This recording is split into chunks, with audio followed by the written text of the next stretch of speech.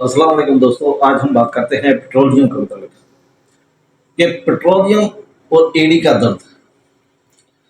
दोस्तों, एडी के दर्द के जितने भी पेशेंट आपके पास आते हैं, अगर आप उन पर पेट्रोलियम इस्तेमाल करें तो यकीन रखें कि 80% केस सिर्फ पेट्रोलियम से ठीक हो जाते हैं।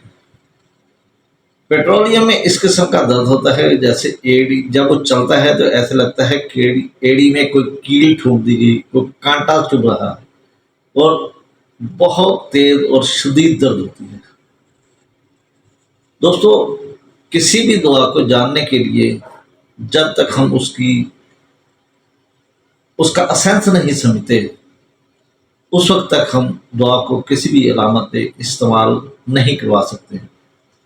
जैसे कि अगर हम सिर्फ पेट्रोलियम की बात करें तो पेट्रोलियम ऐसे तमाम अमराज में इस्तेमाल की जा सकती है या इस्तेमाल होती है जिसमें सर्दियों के मौसम में ज़्यादती होती है और गर्मियों में इस तरह वो मर्ज ख़त्म होता है जैसे गधे के सर से सींग ख़त्म होते हैं।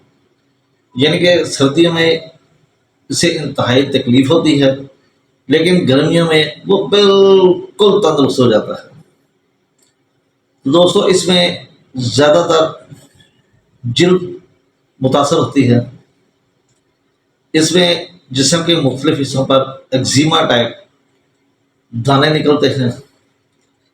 ये आमतौर पर खोपड़ी पर, कानों के पीछे, खुशियों पर, मकद पर, हाथों पर, पैरों पर, टांगों पर, और इससे हाथ फट जाते हैं, एड़ियाँ फट जाती हैं, इनसे खून बहने लगता है।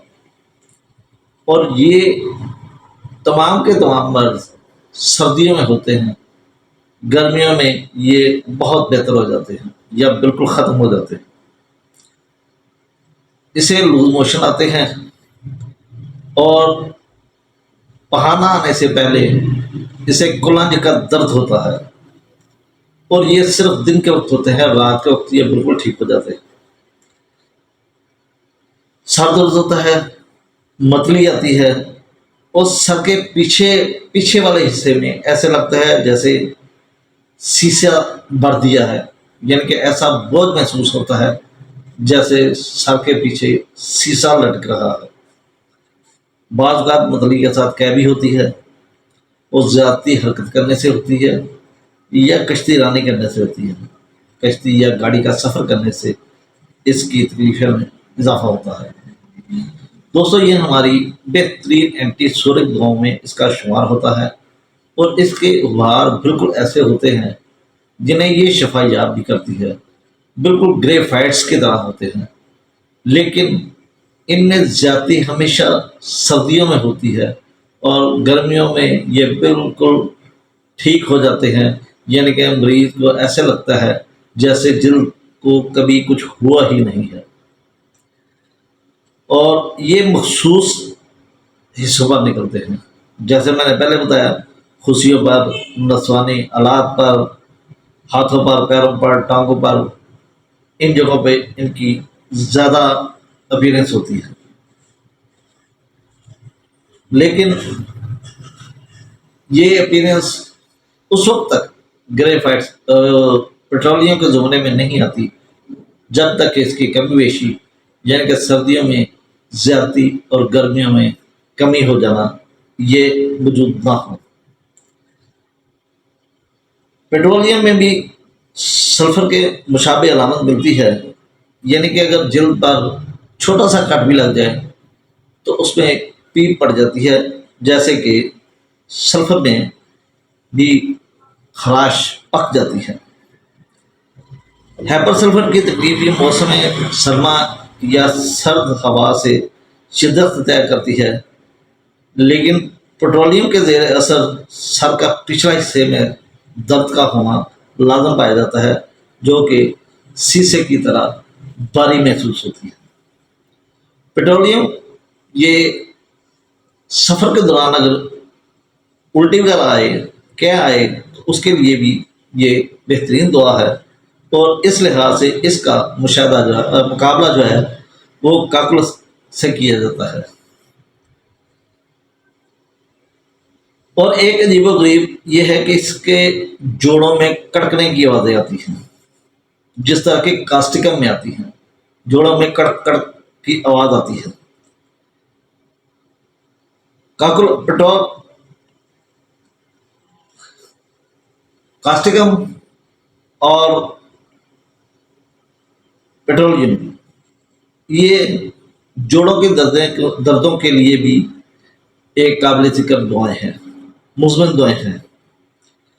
اور جہاں یہ علامت موجود ہو، پیٹرولیم میں ایک علامت چیلیڈونیا کا مطابق بھی ہے اور ایناکارڈین سے مشابہ بھی علامت پائی جاتی ہے کہ معدے میں درد کھانا کھانے سے جس کو آرام ہو.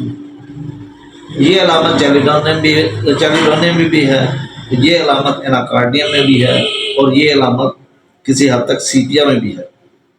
معدے میں درد جس کو کھانا کھانے سے آرام ہو. پھر یہ دست اور پیچش میں قابل قدر ہے جو کہ دن کے وقت شدید ہوتے ہیں اور رات کے وقت انہیں سکون مل جاتا ہے.